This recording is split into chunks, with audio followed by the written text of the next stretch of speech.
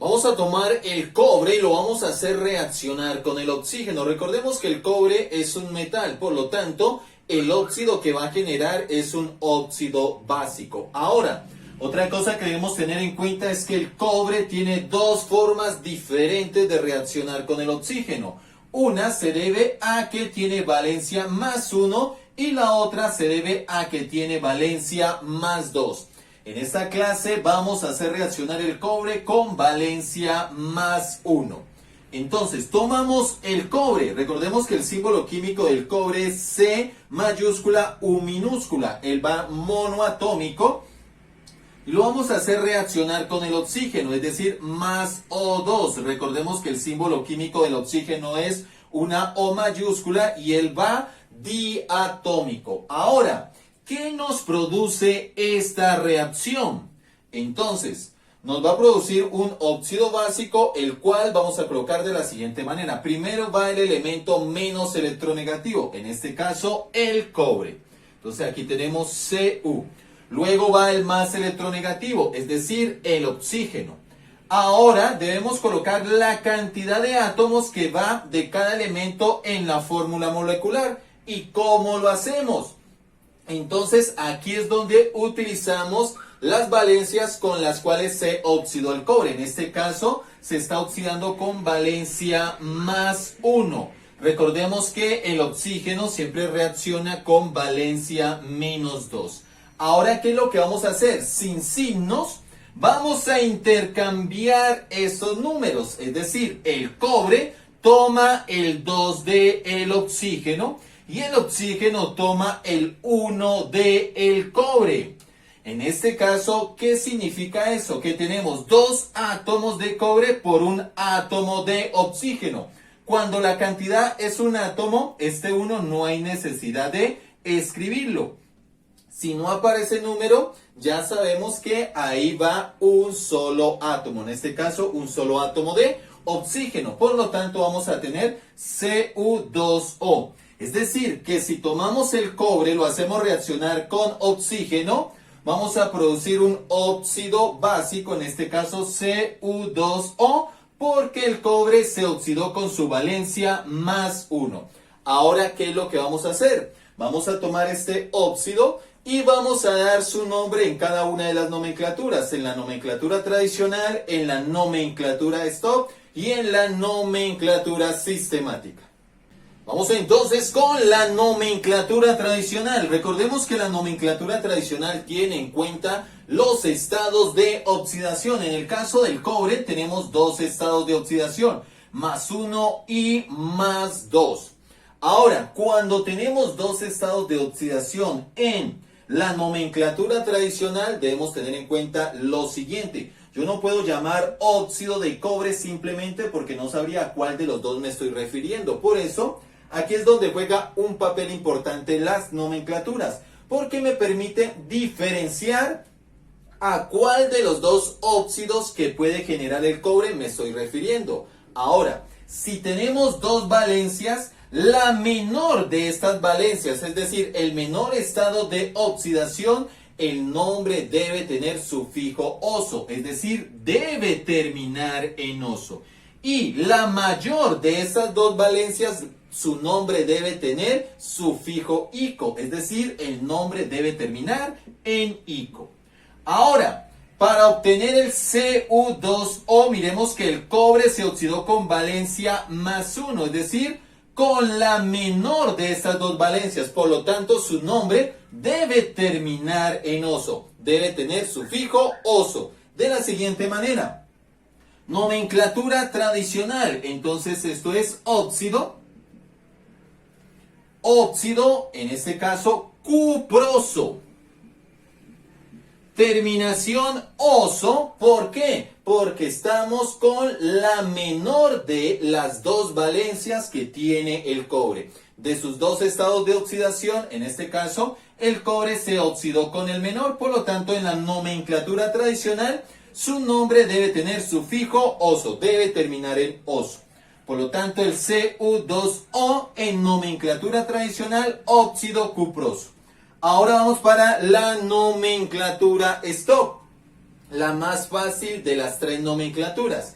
En este caso, como oxidamos el cobre, entonces sería óxido de cobre. Ahora, entre paréntesis y en números romanos, colocamos el número de la valencia con la cual se oxidó. En este caso tenemos número de oxidación más 1. Entonces aquí colocamos entre paréntesis y en números romanos el número 1. Entonces Cu2O en nomenclatura stop es óxido de cobre 1. Vamos ahora con la nomenclatura sistemática. Para la nomenclatura sistemática vamos a la fórmula molecular del óxido y debemos trabajar con la cantidad de átomos que hay de cada elemento. Y dependiendo de esta cantidad de átomos colocamos un prefijo. Por ejemplo, si hay un átomo colocamos el prefijo mono. Si hay dos átomos el prefijo di. Si hay 3 tri, si hay 4 tetra. Si hay 5 penta, si hay 6 hexa, si hay 7 hepta. Entonces, primero vamos con el oxígeno. En el caso del oxígeno tenemos un solo átomo, entonces sería prefijo mono. En este caso nos quedaría monóxido. Monóxido, prefijo mono porque solo hay un átomo de oxígeno. Monóxido de. Ahora vamos al cobre. En el caso del cobre tenemos dos átomos. Entonces sería monóxido de dicobre. Y aquí está entonces, si tomamos el cobre, lo hacemos reaccionar con el oxígeno, obtenemos Cu2O. Esto significa que el cobre se oxidó con su valencia más 1. Y aquí está entonces el nombre en cada una de las nomenclaturas. Aunque la clase es de nomenclatura, algunos estudiantes me han pedido que balancee también la ecuación. Entonces vamos a balancear por tanteo esta ecuación. Tenemos Cu más O2 que está produciendo Cu2O.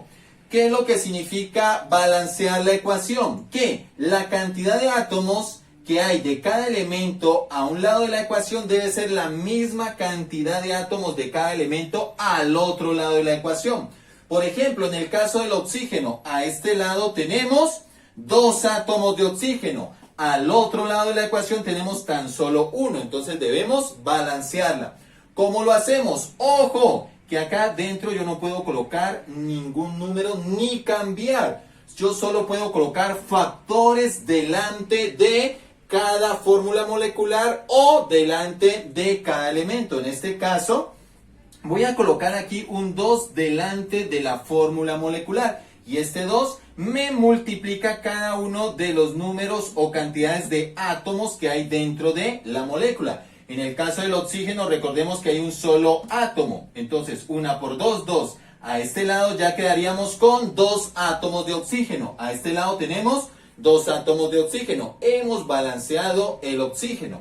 Ahora vamos con el cobre. En este caso tengo 2 aquí, 2 acá. Entonces se multiplicaría 2 por 2, 4 átomos de cobre a este lado. A este lado tan solo tengo 1. Entonces, ¿cómo coloco esos 4 átomos a este lado? Colocando un 4, ojo, como factor delante de, en este caso del cobre. Este 4 multiplicaría. Aquí me quedarían 4 átomos de cobre y acá tenemos también 4 átomos de cobre. Quedó balanceada la ecuación. Recuerden que si les gustan nuestras clases, entonces se pueden suscribir a nuestro canal y activar la campanita para que no se pierdan ninguna de ellas. Y si nos quieren apoyar para que sigamos subiendo más contenido, entonces pueden darle like, comentar y compartir nuestros videos.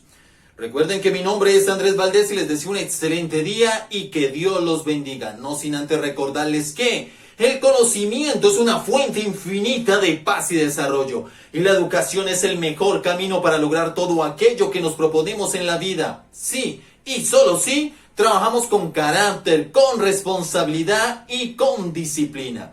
Y nunca se les olvide que el universo es un extraordinario libro. Y cada una de sus páginas está escrita con el más hermoso de los lenguajes. Y aquí vamos a aprender ese lenguaje. Aquí Vamos a aprender matemáticas, vamos a aprender física y también vamos a aprender química. Nos vemos en una próxima clase.